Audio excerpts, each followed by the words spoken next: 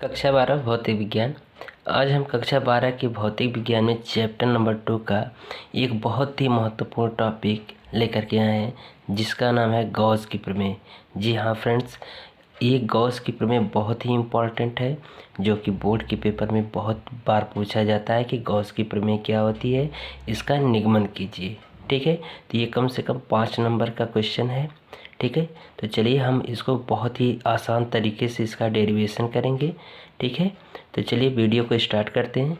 तो सबसे पहले हम गॉस की प्रमेय का कथन को समझेंगे, यानी कि गॉस की प्रमेय का कथन क्या है। तो सबसे पहले यहाँ पर लिखा गया है कि किसी बंद पृष्ठ ए से गुजरने वाले विद्युत फ्लक्स फाई ई उस पृष्ठ द्वारा परिबद्ध कुल आवेश Q का 1/ε0 गुना होता है। ठीक है, इसको हम कह सकते हैं कि फाई ई बराबर Q गुणे 1/ε0। ये हमारा गॉस की प्रमेय का कथन है। ठीक है, तो इसी सूत्र को हम क्या करेंगे, अब सिद्ध करेंगे। तो यहाँ पर हेडिंग डाला गया है उत्पत्ति, यानी कि इसकी उत्पत्ति कैसे करेंगे। ठीक है, तो इसकी उत्पत्ति करने के लिए यानी इसका निगमन करने के लिए एक हम गॉसियन पृष्ठ का निर्माण करेंगे। तो यहाँ पर मान लीजिए ये कोई एक गॉसियन पृष्ठ है। ठीक है, ये कोई ज़रूरी नहीं कि गोलाकार ही हो, क्योंकि गॉस की प्रमेय किसी भी आकृति पर निर्भर करती है, यानी कि चाहे वो त्रिभुजकार आकृति हो या घन क्यूब में हो या किसी भी आकृति में हो, उस पर निर्भर नहीं करती। बस उस गॉस की प्रमेय एक बंद पृष्ठ पर निर्भर करती है। ठीक है, तो हम इसमें कोई भी आकृति ले सकते हैं, चाहे आप घन ले लीजिए, चाहे आयत ले लीजिए, चाहे षटकोण ले लीजिए, चाहे त्रिभुजाकार आकृति ले लीजिए, कोई भी आकृति ले लीजिए, बस वह कैसी होनी चाहिए, एक बंद पृष्ठ होनी चाहिए। ठीक है, तो ये गॉस की प्रमेय किसी भी आकृति पर निर्भर नहीं करती, बस निर्भर करती है एक बंद पृष्ठ पर। ठीक है, तो यहाँ पर मान लीजिए कोई एक हमने बिंदु ओ लिया। इस बिंदु पर जो है एक +Q आवेश उपस्थित है। इस +Q आवेश से जो कि स्मॉल r दूरी पर एक कोई बिंदु P मान लेते हैं, यहाँ पर बिंदु P मान लिया है और जो कि स्मॉल r दूरी पर स्थित है। इस बिंदु P के चारों तरफ एक काल्पनिक पृष्ठ खींच लेते हैं, जिस काल्पनिक क्षेत्रफल की रचना करते हैं। ठीक है, तो ये मान लेते हैं कोई हमारा क्षेत्रफल dA है। ठीक है, तो जो ये क्षेत्रफल dA है यह क्या होता है, इसके लंबवत होगा। ठीक है, तो यहाँ पर इस तरह से इसका हो जाएगा dA, और इस +Q आवेश के कारण बिंदु P पर जो विद्युत क्षेत्र की तीव्रता होगी वो कि इस दिशा में होगी, इस दिशा में होगी। ठीक है, तो इस क्षेत्रफल dA और विद्युत क्षेत्र की तीव्रता की दोनों के बीच में बना कोण क्या होगा, थीटा होगा। ठीक है, तो हम यहाँ पर इसको कुछ इस प्रकार से मिला देते हैं ये। ठीक है, तो यहाँ पर जो बना कोण होगा ये हमारा घन कोण d होगा, क्योंकि ये अल्पांश क्षेत्रफल है। तो जब अल्पांश क्षेत्रफल है तो इसके द्वारा बना कोण जो होगा घन कोण, वो कैसा होगा, अल्पांश घन कोण होगा। ठीक है, तो इसमें दो बात घन कोण का सूत्र हमें याद रखेंगे, जो कि जब हम डेरिवेशन करेंगे तो इसका यूज होगा। तो एक होगा d बराबर dA cos थीटा बटे r²। दूसरा सूत्र यूज करेंगे इस डेरिवेशन में, d बराबर 4π। ये दो सूत्र हैं घन कोण के, यही दोनों सूत्र क्या करेंगे, इसके निगमन में ये दोनों सूत्र का उपयोग करेंगे। ठीक है, तो इतना ही आप याद रखिए कि घन कोण का एक सूत्र होता है d बराबर dA cos थीटा अपन r², और दूसरा होता है d बराबर 4π। तो ये दोनों सूत्र आप लोग याद रखिए घन कोण का। ठीक है, तो चलिए अब हम इसका निगमन करते हैं। ठीक है, अब हम इसका निगमन करेंगे। यहाँ पर देखिए +Q आवेश के कारण बिंदु P पर विद्युत क्षेत्र की तीव्रता ज्ञात करेंगे। ठीक है, तो लिखेंगे +Q आवेश के कारण विद्युत क्षेत्र की तीव्रता। तो विद्युत क्षेत्र की तीव्रता का सूत्र होता है E बराबर 1/4πε0 Q/r²। ये विद्युत क्षेत्र की तीव्रता का सूत्र होता है। ठीक है, तो समीकरण नंबर 1 मान लेंगे। अब हम क्या करेंगे, इस अल्पांश क्षेत्रफल के कारण हम विद्युत फ्लक्स ज्ञात करेंगे। ठीक है, अल्पांश क्षेत्रफल dA के कारण वैद्युत फ्लक्स ठीक है। तो हम इस अल्पांश क्षेत्रफल dA के कारण इससे होकर के जाने वाले जो वैद्युत फ्लक्स है उनका मान ज्ञात करेंगे। तो यहाँ पर देखेंगे जब ये अल्पांश क्षेत्रफल है तो इससे जो वैद्युत फ्लक्स होंगे वो भी क्या होंगे, अल्पांश ही होंगे। तो इसलिए इसको हम लिखेंगे डी फाई ई बराबर E vector dot D A vector. यहाँ पर ये वेक्टर होगा, ठीक है। तो इसमें ये बस ये ध्यान रखिएगा कि जब यहाँ से हम वेक्टर का चिन्ह हटाएंगे तो यहाँ पर कॉस थीटा जोड़ देंगे। तो ये हो जाएगा डी फाई ई बराबर E dot D A cos theta, ठीक है। तो इसको समीकरण नंबर 2 मानिए। तो लिखेंगे समीकरण 1 का मान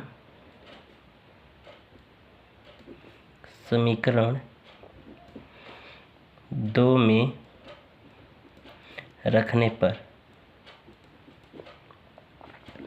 ठीक है, रखने पर। तो यहाँ पर देख रहे हैं कि समीकरण 1 का जो मान है यानी ई का मान है, यह समीकरण 2 में ई के स्थान पर रखेंगे। तो ये हो जाएगा डी फाई ई बराबर 1/4 pi epsilon 0 Q upon R square into D A cos theta, ठीक है। तो इसको हम कुछ इस प्रकार से लिख दें कि फाई ई बराबर यानी डी फाई ई बराबर Q upon 4 pi epsilon 0 D A cos theta बटे आर स्क्वायर, ठीक है। तो यहाँ पर देख रहे हैं कि जो घनकोण का सूत्र है डी ओमेगा बराबर D A cos theta upon R square होता है। तो यहाँ पर इतने की जगह पे हम क्या रख सकते हैं, डी ओमेगा रख सकते हैं, ठीक है। तो यहाँ पर लिख देंगे डी फाई ई बराबर क्यू अपान 4 पाई एप्सिलॉन 0 डी ओमेगा, ठीक है। तो ये मान अल्पांश क्षेत्रफल के कारण ये वैद्युत फ्लक्स का मान निकला। तो हमें चाहिए इस पूरे पृष्ठ के लिए वैद्युत फ्लक्स।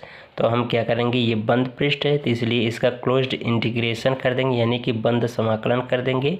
तो हमें इस पूरे बंद पृष्ठ के लिए वैद्युत फ्लक्स का मान ज्ञात हो जाएगा, ठीक है। तो चलिए इसको समाकलन करते हैं। तो लिखेंगे अतः संपूर्ण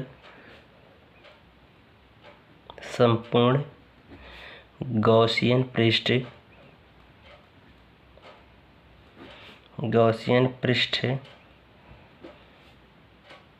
से बद्ध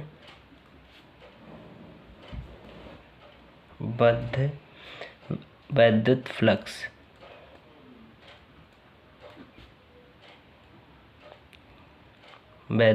फ्लक्स यानी ये हमारा एक गॉसियन पृष्ठ है, इसको हम क्या कहेंगे, गॉसियन पृष्ठ। तो हमने निकाला ये वाला जो मान आया है ये अल्पांश क्षेत्रफल के लिए आया है। तो हमें इस पूरे पृष्ठ का चाहिए तो हम क्या करेंगे, इसका बंद समाकलन कर देंगे, ठीक है। तो यहाँ पर लिखेंगे फाई ई बराबर बंद समाकलन हो जाएगा डी फाई ई, ठीक है। तो यहाँ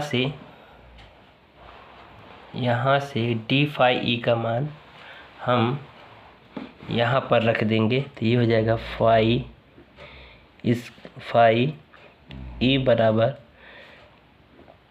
बंद समाकलन, ये हो जाएगा क्यू अपान 4 पाई एप्सिलॉन 0 इंटू डी ओमेगा। ये कांस्टेंट है तो इसको बाहर कर लेंगे। तो ये हो जाएगा फाई ई बराबर क्लोज्ड इंटीग्रेशन, यहाँ पर भी इसको बाहर निकालेंगे पहले।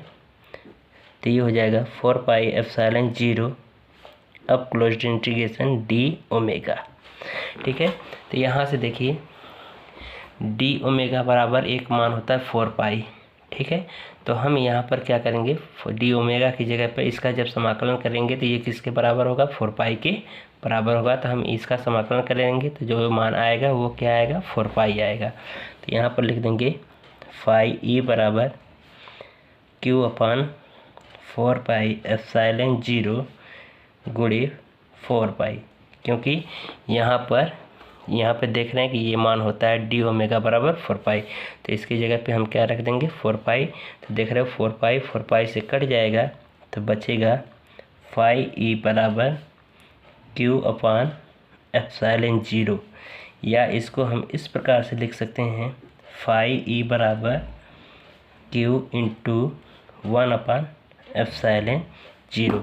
यही हमारा गॉस की प्रमेय का सूत्र है।